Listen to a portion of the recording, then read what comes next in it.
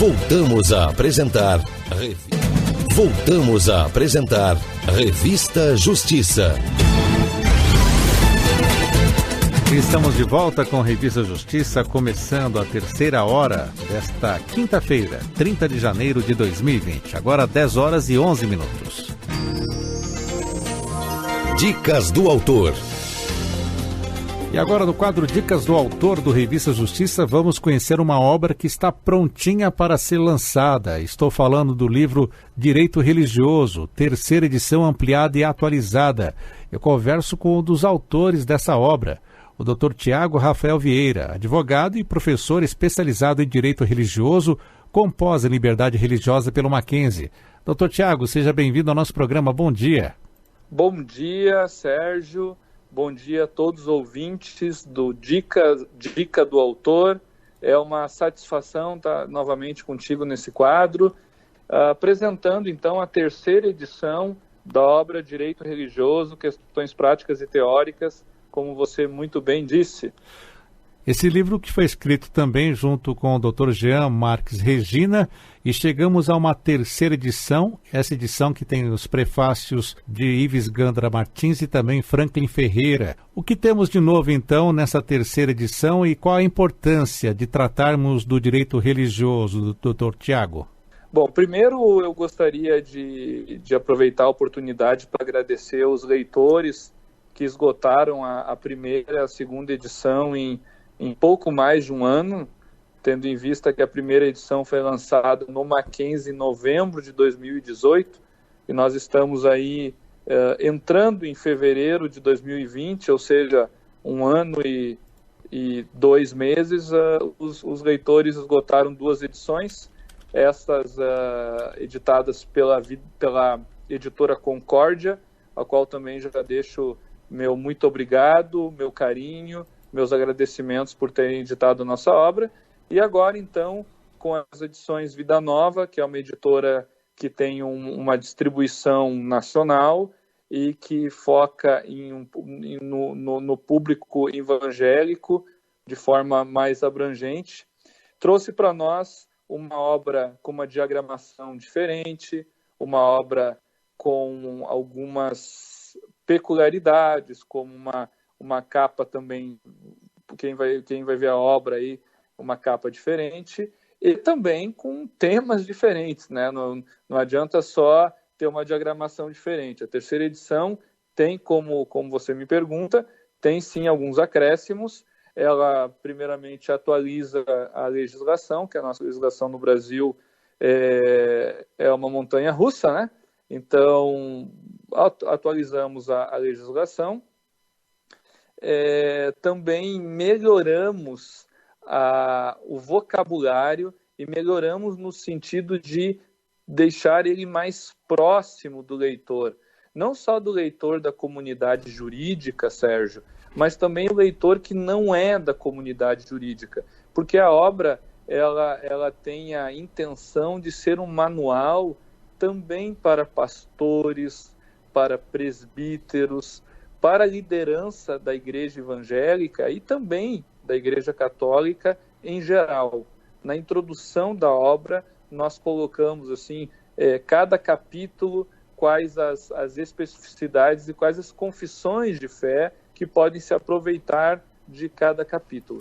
Então a obra é uma obra escrita assim para católicos, para evangélicos e também para outras confissões. Por isso nós tentamos, Sérgio, cada edição melhorar a linguagem para que o leitor que não é versado nas artes das ciências sociais do direito possa ler e entender. Doutor Tiago, qual é a importância, então, que o direito religioso ele seja até uma área autônoma do direito, como vocês defendem? Só para complementar a tua pergunta anterior, então, além da mudança de linguagem, da melhoria da linguagem, nós acrescentamos um capítulo sobre a história da teocracia, a história da laicidade. Fizemos uma investigação da onde nasceu o Estado laico e como foi a teocracia, né? A teocracia, que é um sistema de interação entre o Estado e a Igreja. Então tem esse capítulo a mais, além de um capítulo ali sobre o CNPJ de igrejas filiais e também sobre a contabilidade digital.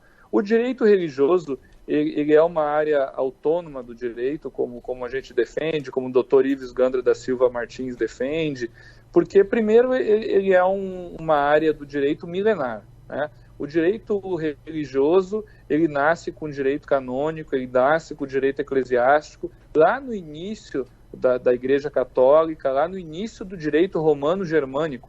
Na verdade, o nosso direito civil nasce, é gestado dentro da Igreja, né? Então, o direito religioso é um direito muito antigo. Esse é um primeiro motivo. Um segundo motivo é que o direito religioso ele é tratado como autônomo pela nossa Constituição. A nossa Constituição ela tem diversos artigos, diversas garantias à liberdade religiosa, ela tem diversas garantias à liberdade de crença, à liberdade de culto. Ela tem na própria Constituição muitos princípios e muitos valores constitucionais são oriundos de encíclicas, são oriundos do direito religioso. Se você for perceber a ordem econômica e social brasileira, que está a partir do artigo 170, ela tem como fundamento filosófico a própria Rerum Novarum do Papa Leão XIII. Então você percebe na Constituição toda uma preocupação com a religiosidade e com a transcendentalidade. A Constituição brasileira, ela, além dela entender que a saúde, que a segurança e que a educação são fundamentais para o exercício da dignidade da pessoa humana com plenitude, a Constituição entende que a espiritualidade, a transcendentalidade, a fé, ela é essencial para que o ser humano seja digno. Você vê isso no preâmbulo, você vê isso no artigo 1º, você vê isso no artigo 5º, inciso 6º, inciso 7º, inciso 8º, no artigo 19, inciso 1º, no artigo 143, parágrafo 1º, no artigo 210, parágrafo 2º, no artigo 150, enfim, são diversos artigos que deixam clara a necessidade do Estado se organizar num sentido de sempre privilegiar a religiosidade das pessoas. Como somos laicos, não somente a religiosidade cristã e evangélica, mas qualquer religiosidade, inclusive a possibilidade de não ter uma religiosidade, né? Então, baseado nisso, o direito religioso ele tem uma autonomia constitucional. E essa autonomia constitucional ela vai desaguar no direito civil, no direito processual civil, no direito penal, no direito processual penal, em todo o ordenamento jurídico brasileiro pátrio. E um terceiro motivo seria, eu posso também falar, com relação à cidadania, né? A comunidade política, porque a religião, ela de fato, ela faz com que o ser humano exerça a cidadania em sua plenitude. Porque cidadania não é algo, não guarda relação apenas com o fato de votar e de ser votado, mas a cidadania guarda relação com a dignidade humana, quando o homem ele é ouvido, quando o homem ele fala, quando o homem ele ajuda o próximo, quando o homem tem relações sociais. E na igreja você pode ser um semi-analfabeto, na igreja você canta, você louva, você prega, você dá o seu testemunho, você ajuda outras pessoas, mesmo você sendo muito pobre, você é chamada a ajudar o irmão. Então a igreja, e não só a cristã, mas o espiritismo e tantas outras, elas promovem a cidadania. E a cidadania, como nós sabemos, é um dos fundamentos da República, que está lá no artigo 1º da Constituição brasileira. Então, por esses três motivos, eu entendo a importância da autonomia do direito religioso. Estamos conversando com o Dr. Tiago Rafael Vieira, ele é um dos autores do livro Direito Religioso, Questões Práticas e Teóricas, livro que está na 3ª edição ampliada e atualizada ainda na pré-venda. Dr. Tiago, o senhor citou a questão do Estado laico. Normalmente as pessoas acabam combatendo até indo ao enfrentamento com as denominações religiosas, justamente utilizando este fundamento do Estado laico. Como ele é tratado aqui no livro? Pois é, nós tratamos, como eu falei no começo, agora a terceira edição tem um acréscimo da história, da gênese da laicidade. E aí a gente navega o que é laicidade, como o Estado se relacionou com a Igreja ao longo aí dos últimos 3 milênios. E você pode verificar que existem diversos modelos de laicidade. Laicidade não é algo estanque, não é como um veículo automotor ou como a cor da camisa do Esporte Clube Internacional, que é vermelha ou branca, não tem como ter outra cor, ou como a cor do Clube de Regatas Flamengo, é vermelho e preto e ponto final. Não, a laicidade ela é dinâmica de acordo com cada Estado, de acordo com as pessoas que compõem aquela comunidade política. Esse é um primeiro ponto que é importante. Então não existe o modelo de laicidade, existem diversos modelos de laicidade. Existe também origens de laicidades, né? Então você tem uma laicidade que surge, uma laicidade moderna, né? Vamos pensar no Estado moderno. Então tu tem uma laicidade moderna que surge nos Estados Unidos com a Declaração dos Estados da Virgínia de 1776, em que faz uma separação total da Igreja e do Estado, tendo em vista que aquelas pessoas que formaram as 13 colônias norte-americanas estavam fugindo de perseguição religiosa lá no Reino Unido. Então, quando eles formaram os Estados Unidos da América e uniram essas 13 colônias, a primeira declaração deles foi o seguinte: olha, não importa qual a tua crença, o Estado não pode dizer qual é a tua crença, o Estado não pode impor a tua crença. O Estado não tem que se meter na crença individual de cada um. E assim, então, nasce o laicidade, o modelo de laicidade simplícita ou modelo de laicidade americano. Bom, 10 anos depois, ou 13 anos depois, tu tem um outro fenômeno acontecendo no globo lá na França. Tu tem a Revolução Francesa, tu tem um Estado francês que vivia uma monarquia muito próxima com o catolicismo romano, e tu tem ali uma revolução republicana contra aquele modelo e que entendia que a religião era ruim, que a religião era ruim. Diferente nos Estados Unidos. Nos Estados Unidos tu tem um modelo, nasce o Estado laico, no sentido que a religião é boa, o Estado não pode se meter, mas a religião é importante para as pessoas. Esse era o sentimento dos pais fundadores americanos. Na França, não. Na França, Robespierre, os jacobitas entendiam que a religião era ruim. A religião não podia estar na arena pública, não podia ter voz, né? Tanto que milhares de padres foram guilhotinados, né? Então, tu tem um modelo de laicidade francês, que a gente chama de laicismo, em que entende que a religião ela não é boa, ela não pode ter espaço na arena pública, ela é particular de cada pessoa, sabe? São modelos diferentes e que tem variações. Na Bélgica é mais parecido com o modelo francês, no Canadá é mais parecido com o modelo francês, né? Mas são diferentes em cada país. No Brasil, o que vem para o Brasil é o modelo norte-americano, importado por Rui Barbosa, com a República Velha. Então, tu tem no Brasil o modelo norte-americano que vai variando com o passar das décadas, sempre no sentido de privilegiar a religião. Porque o brasileiro é uma pessoa muito crédula, o brasileiro é uma pessoa muito crente, no sentido de ter uma religião, de gostar de ir na igreja, tanto faz se é católica ou evangélica, enfim, né? Na verdade, majoritariamente no catolicismo romano, enfim. Então, o Brasil sempre teve uma simpatia pela religião e essa simpatia foi aumentando com o decorrer das décadas. E aí você tem um grande doutrinador, um grande jurista, no pós-guerra, chamado Jacques Maritain, que traz um livro, o nome do livro é O Homem e o Estado, está publicado em português pela editora Agir, o livro é de 1960, se eu não me engano, em que ele desenha uma laicidade colaborativa, uma laicidade diferente da americana, uma laicidade que, além de respeitar a religião de cada um, entende que o Estado precisa colaborar com a religião, no sentido da religião, no sentido que a religião é importante. E esse é o modelo que é eleito pelo Constituinte na Constituição de 5 de outubro de 1988.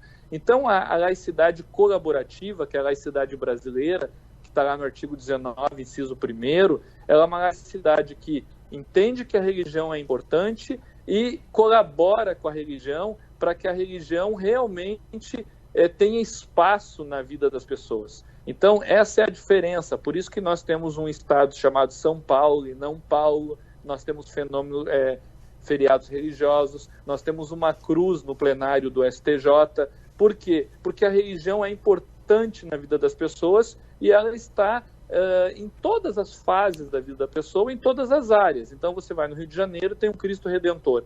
Então, esse é o modelo brasileiro. A religião, ela integra todos os espaços, porque eu, como ser humano, eu não tenho como me despir, né? Então, eu viro presidente da República, eu continuo sendo crédulo. Eu não vou deixar de ser crédulo porque eu tenho um cargo público, né? E a Constituição respeita isso. Então, esse é o modelo constitucional brasileiro, que é parecido com o modelo que tem no Peru, por exemplo, né? Mas lá é um pouco diferente. Então, vai variar de estado para estado, mas o nosso modelo, tentei explicar rapidamente, é esse. E no livro nós então dedicamos aí mais ou menos umas 100 páginas para explicar isso que eu te falei aí, eu acho, em 3 minutos. Doutor Tiago, dando uma passada rápida pelos temas, pelos títulos dos capítulos, temos ali no capítulo 1, temas propedêuticos no direito religioso, depois ordenamento jurídico vigente, direito religioso, temos ainda o capítulo 3 da organização religiosa, que fala de toda a questão fiscal, da relação das igrejas